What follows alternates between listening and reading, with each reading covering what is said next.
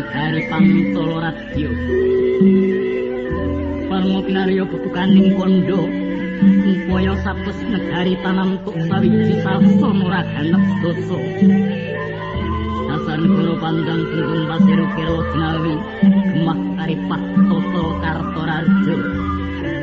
Basa negara kang gedhe obore padang jagati dhuwur kutuse adoh puntaran. Nutwarir pati aglar sinewaka Sang Narpa Jindra Pantala Radya kang ngadhedhuk Maharadja Prabu Drupada iya Prabu Sucitra ingkang caketing ayun lenggah ngregancang lir prayit ning keuk pepatik mangka wasisaning praja Sang Mahapapik Dresta Ketu sawetara nginus niwapa dering karsang nandika marmoti jem tanono kang nyebawa tambuh sutaning griya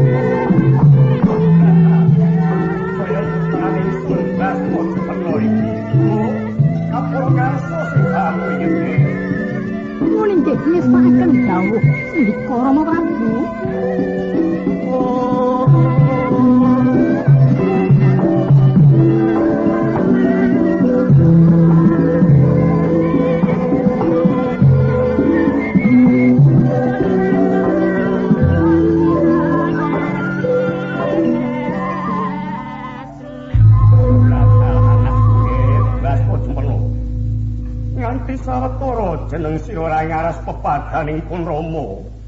Yen pancen ana wigati mulai enggal matur kula latos menoh. Duh, Rama Prabu jimat pepunden kawula. Suwan kawula ngabiyantara paduka sayekti angemu gatos.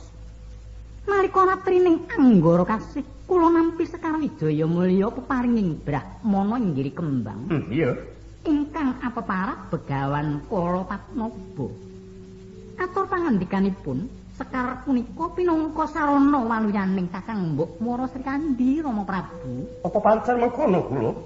Kasinggihan Rama Prabu. Yen pancen kowe mengkono nggih ayo derekno pun Rama manjing menyang patunggoning Mbak Ayumu Mara Srikandi kula.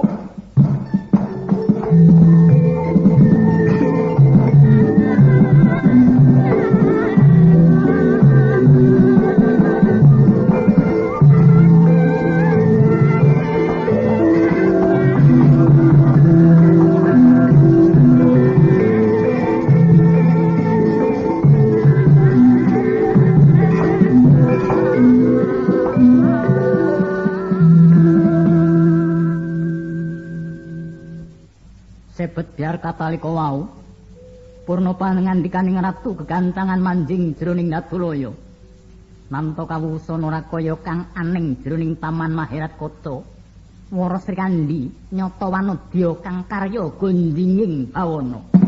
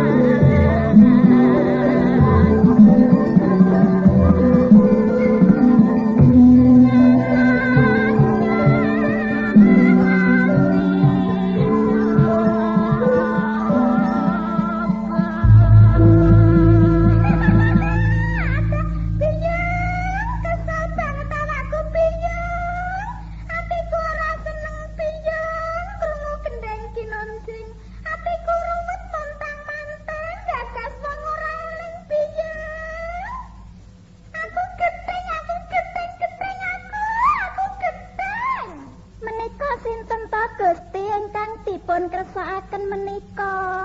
Iya kae lho piyang, sing piyayine kulite kuning lemu gireng, trijine mucuk ri, paribasan piyang, manuk sriti kecemplung banyu. Ajeng, terus ya piyang, awane janji, bengine terus mlayu. Lucu ya, wong janji-janji ya terus mlayu. Inggih kesinggihan Gusti, priyayi kakung menika sok nyidrani janji. Paribasan kembang mati jejer telu. Iya. Sing mikir setengah mati kono mung disambi guyu. Bener Biyong, kandamu kuwi Biyong. Coba to gagasan Biyong. Tak rewangi mireng pikiranku Biyong. Rusak ragaku Biyong. Aku yen bengi ora iso turu lho Biyong. Anggere awan ora doyan mangan. Coba paribasan kae iwak pitik ambune tengek.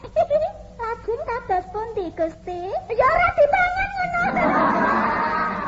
Dipana wong wis tengek terus dikapakake to Biyong. Wis Biyong.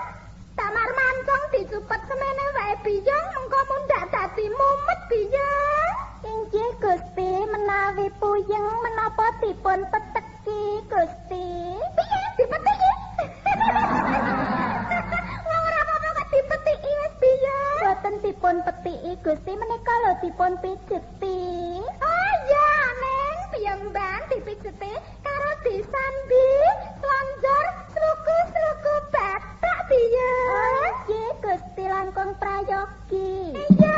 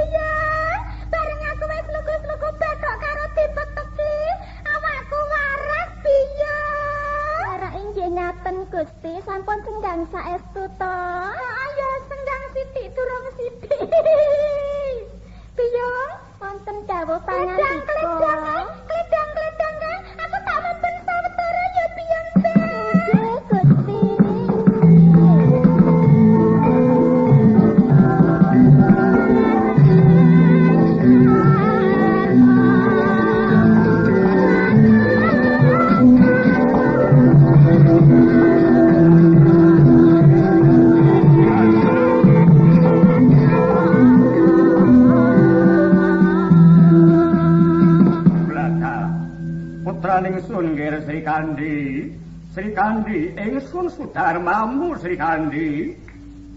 Kakang mbok moro Sri Kandi. Kawula paduka pun drasta jemeno Kakang mbok. Sapa kuwi? Kuwi sapa? Sapa kuwi? Kuwi sapa? Iki sapa? Apa kuwi? Coba aku tak ulir kambang.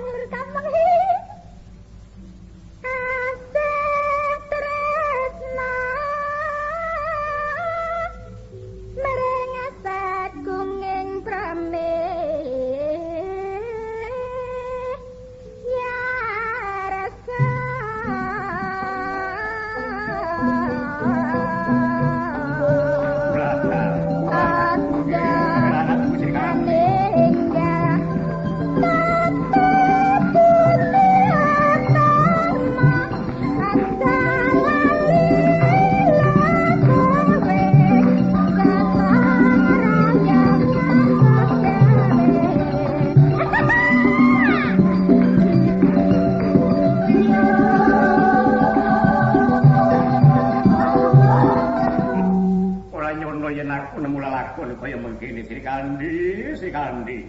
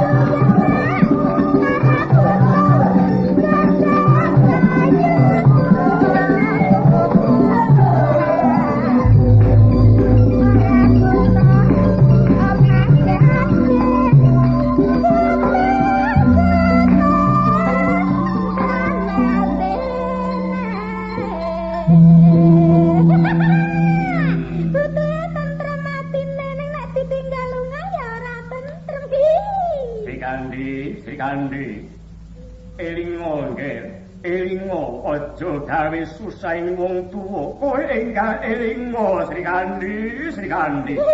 Eleng, bola-bali kan eleng. Ora apa-apa kok kon eleng. Bantal dawa guleng. Bantal dawa ki guleng. Ondel-ondel dawa ki apa ta eleng. Wae ngaran ya eleng. Wong Citra mlebu Wesma. Jenenge apa? Jenenge maling. Lo diwaspo jumpena mara enggal. Aja kesuwen tamakno kembang Wijaya Mulya pinangka usadaya nggih. Aduh, Kakang Mbok. Awit saking karsaning Hyang Suksma kawekas anyareng itu muruning Wijaya Mulya. Mugi elinga Kakang Mbok.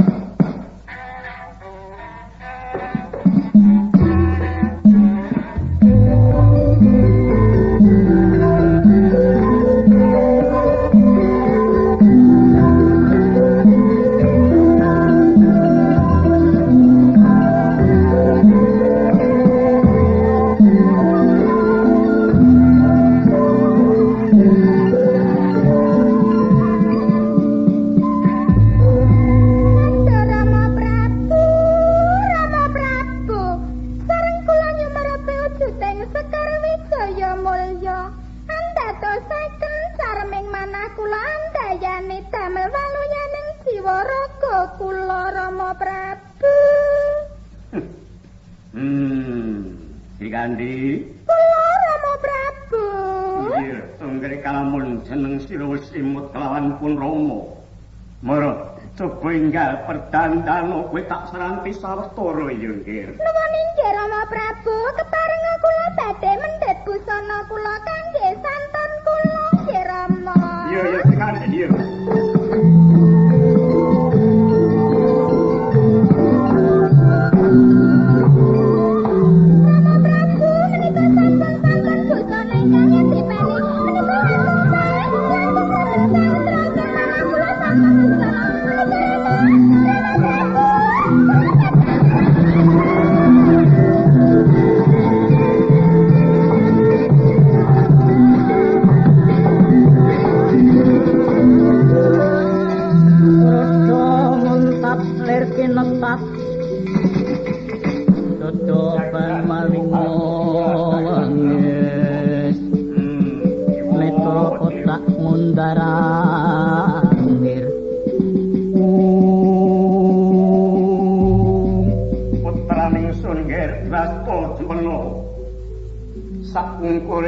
Iya Sri Kandi sangka dening petamanan. Lokno endang mablun sari wae yo nggih. Ngono inggih Rama Prabu. Wis mangsa bodho ingsun mancing ana sanggar palayatan.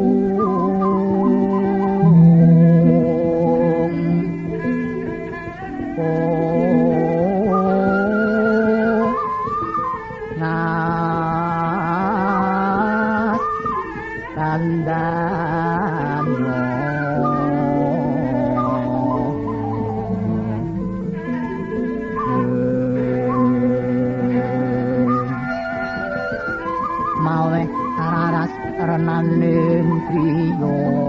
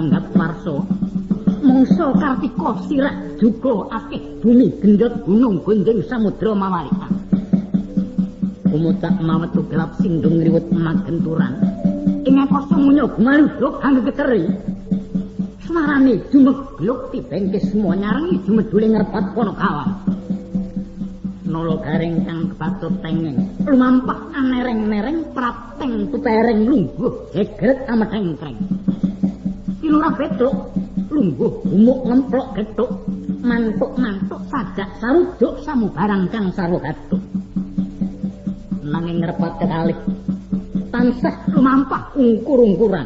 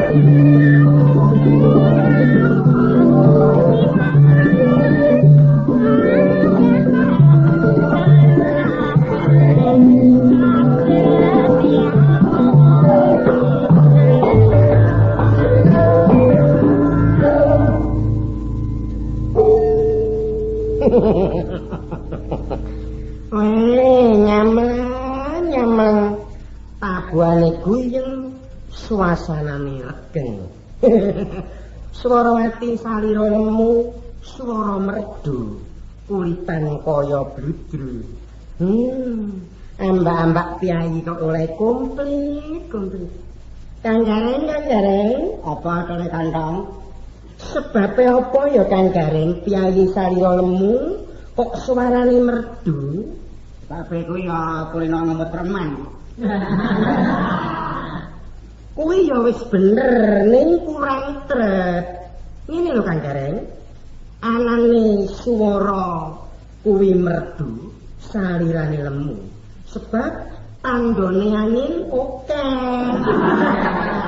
mula putri-putri saiki salirane bunder katon seger pakulitan lumer sebab Yai Kakung saiki wis ora ngono-ngono tegese wis kena dipercaya bloko suta tumindake sarwa prasaja mong ya sekala mangsa akeh ndi kuwi ya akeh mangsane ngono Kang Gareng apa kare kandhong mbacutake lelagon ndek-ndekan pangkur ya Kang Gareng iya kare Rujak uni manten anyar didondomi. Baru kowe jane ora ngono. Rujak uni manten anyar didondomi klambi ngono. Iya bener dadi ora didondomi to. Ora. Ya saiki ora uni iki kae. Lah apa terus?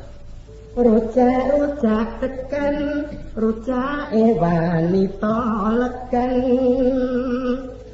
Aja sungkan gotong royong, gandeng tangan tepan. Saiki ngene Kang Gareng, piye? Tak nggo sayembara. Ya. Sapa sing bisa mbacutake rerepan iki? Yen kakung tak pek sedulur lanang, yen putri tak pek anak. Arep muni tak pek bojo mangsa gelem. Bojoku dhewe wae yen ora mung melek kayaku ora kersa jarane.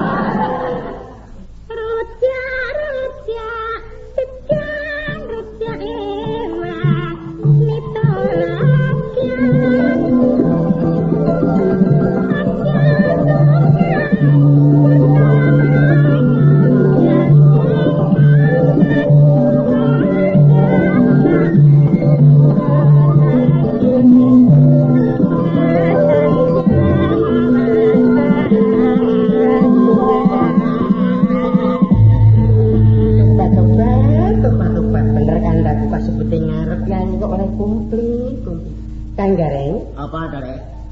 Supaya Rama Semar rawuh kene coba tak lelagon kinanti wacan ya. Iya, heeh. Padha kulane kabu ing sasmita amre lante. Aja pijer mangan endra kaprawiranten ka esti. Pesunen saliraniro sudanen daran guling menyang kutha tuwa dawul mburu angka bojone icul. Mlekeket uket mel satulito. Tulino lo Gareng. Ana kawomu apa Rama? Rama apa Rama? Bocah ndak ubres merono-merono katik ora ana. Ndak golek ngendi-endi katon sepi jebul mak bedeng sono kene. Iki mau lagi apa to? Inggih Rama kajawi sawet lagon tuwin sesendonan kaliyan nanjakaken arta mirunggan. Mbok tanjakake apa to? Ingkang saprotigan kula pasrahaken putra panjenengan. Tiranipun kula tumbasaken ulah-ulah kagem Rama Semar. Durung wae kelakon mangan, bungayatiku kaya bisa mangan rembulan. Dule wujude endi lan apa? Monggo Rama, menika naga santun saha menika roti mantun. Iki basa apa naga santun nganggo roti mantun kuwi pripun? Basa kuwi angreri mesti ton, angreri ton. Nek meri, ya ayo menton. Pari pantun. Aya. Ayen Purwosari. Apurwa santun. Lah saiki le. Yen midodari ngeteri merine keri. Mido santun ngetentun mentun nyokentun. Rama. Ya apa tuli? Wis ora keguyon. Ayo padha ngetutake tindake Ndara Bambang Pamularsi kanthi sungkem Ibu Pertiwi. Ayo, Le.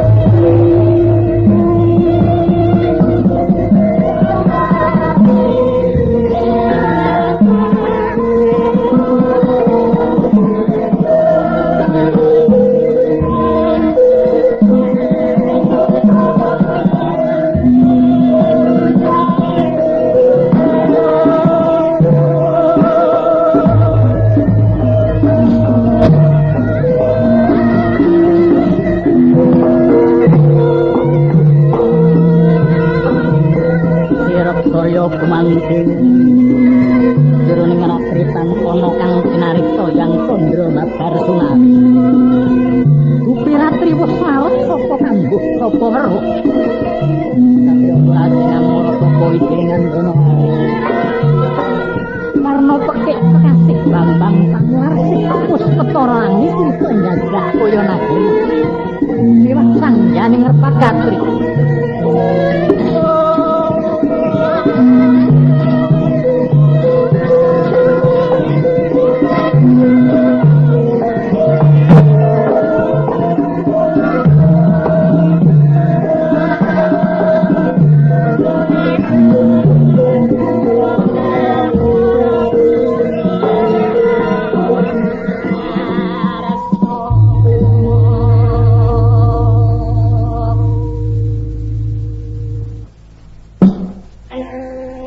Ratri tarang kono adlarne putri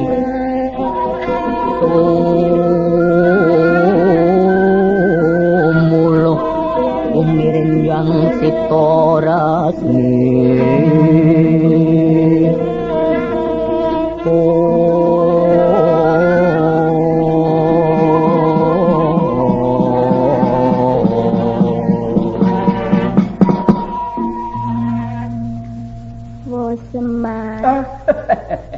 Kula lho ingsun jarwani Yawa marmaning sun jengkar saka praja jalaran ingsun diutus marang Gustimu Sang Prabu Harjunadi kinen angupaya usadaning praja ingkang awasta kembang turangga Jatiwa Mulawa Semar kalamun jeneng sira nyumurupi wujute kembang turangga jati marake duduhna papan dununge wa Semar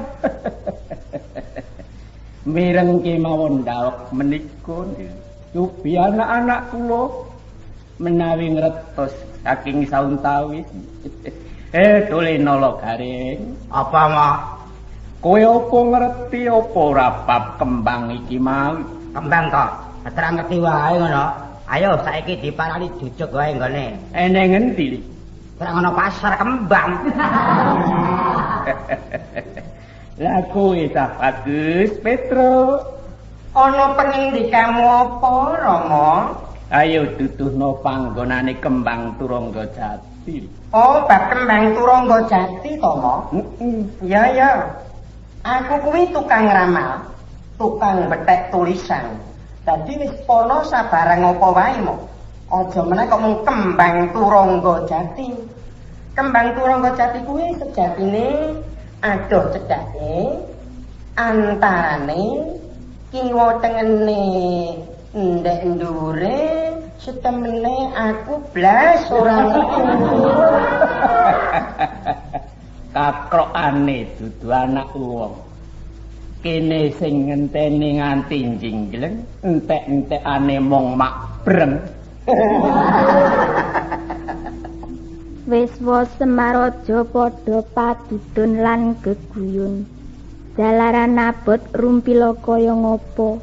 Aku kudu bisa minangkani pamunduting Gustiwa. Awit saka iku padha ewang-ewangono. Maneges kersaning Bathara kang supaya enggal antuk usadaning praja wa Semar. Oh, inggih, Dara inggih. Rasa kandro mangkah angin yo tutuk mangapun turana tungkiri sewan jebol raso nenggih korto tanomo anggondo sumerbak kang gaya sato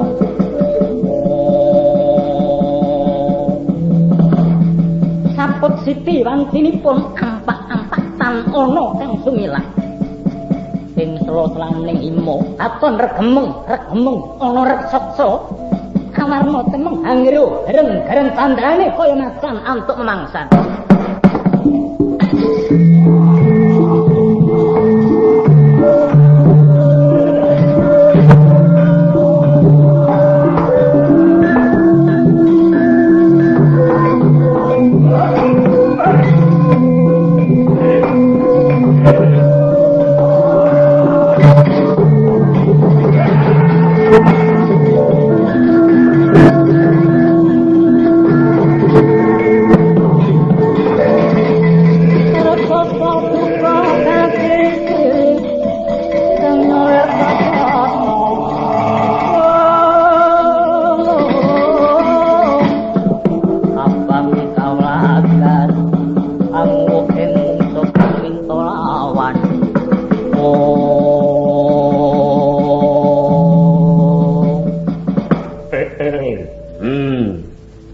Tejo sulaksana tecaning satriya iki.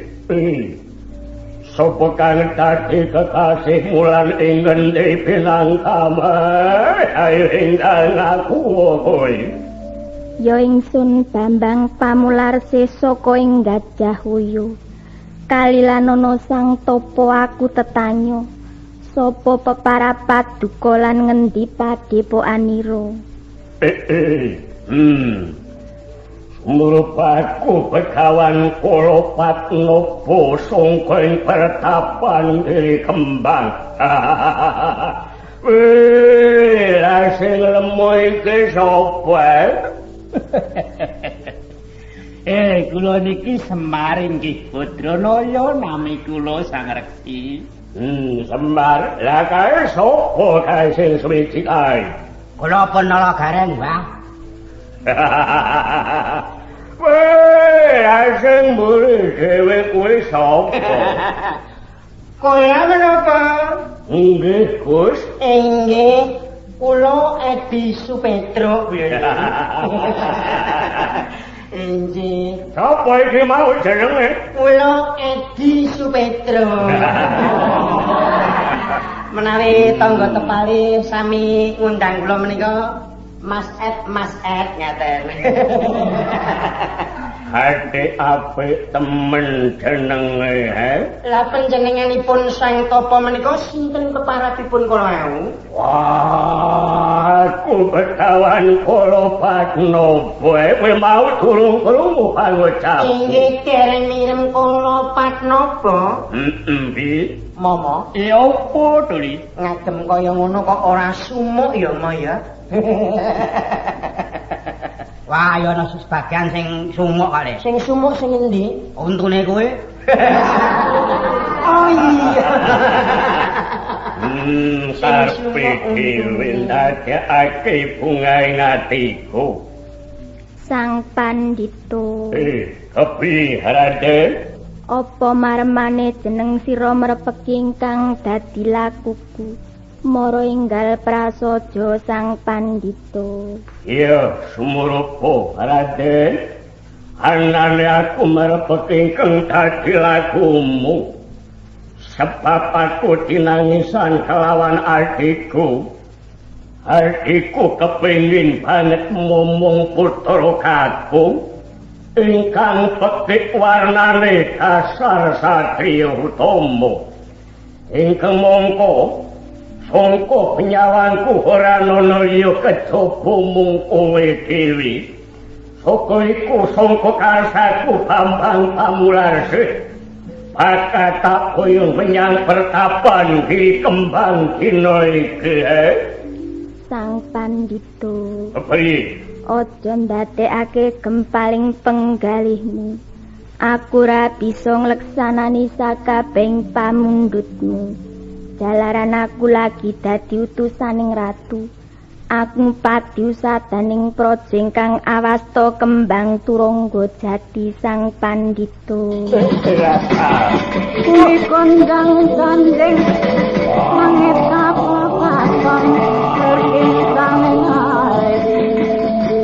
Sang maweh kandrung sabarang katrukir moyak maye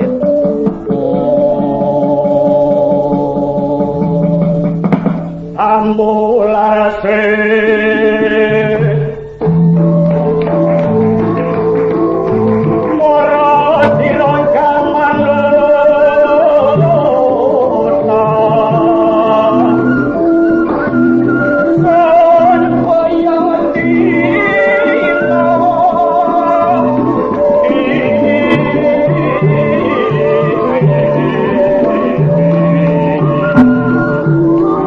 Mangsa